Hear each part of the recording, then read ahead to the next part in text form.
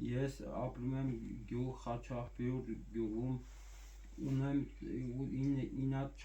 անչափահաս երեխաներ։ Ես շատ ողջ շնորհակալ եմ Էրիկ Շարբազյանից, որ իմ երեխեքին այդ կաթով ամեն ինչով կապահովեմ, իմ երեխեքը լավ տվեն։ Ես շատ ողջ շնորհակալ եմ, Աստված օգնի ձեզ, ձեր տվածից շատ ողջ շնորհակալ եմ։ Տանը ապրում եք 17 շունչ։ 17 հոգի։ Աստված պահի բոլորիդ առողջ։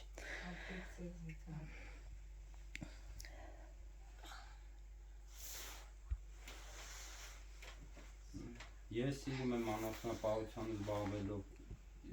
լսել եմ շատ մարդկանց օգնել ես Էրիկ Շարբազյան ջան, քո տվածից ապրես, այնքան ողջ շնորհակալ ենք, որ կարամ իմ երեխին քանով ապահովեմ, կաթով, մածունով, իմ երեխեն կուտի։ Ես սիրում եմ անասնապահություն անելու, այն ամենաաստված, այն լավ բաները քեզի, քո տվածից շնորհակալ եմ, գոյ եմ։ Մենք էլ ենք Էրիկից շատ շնորհակալ, մեր Հայաստանի հովանավորն է, այնքան առատաձեռն է Էրիկը, որ սովորաբար մենակ կովն ենք առնում, բայց Էրիկը նաև անասնակերը, չէ՞, ձեզ էլ անասնակերով է փողնելա։ Շատ շնորհակալ ենք Էրիկին,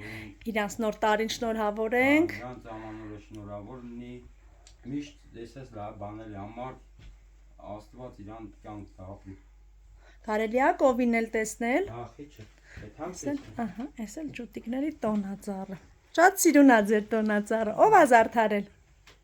Տիկինս։ Հա, տիկինը։ Գնանք կովին էլ տեսնենք։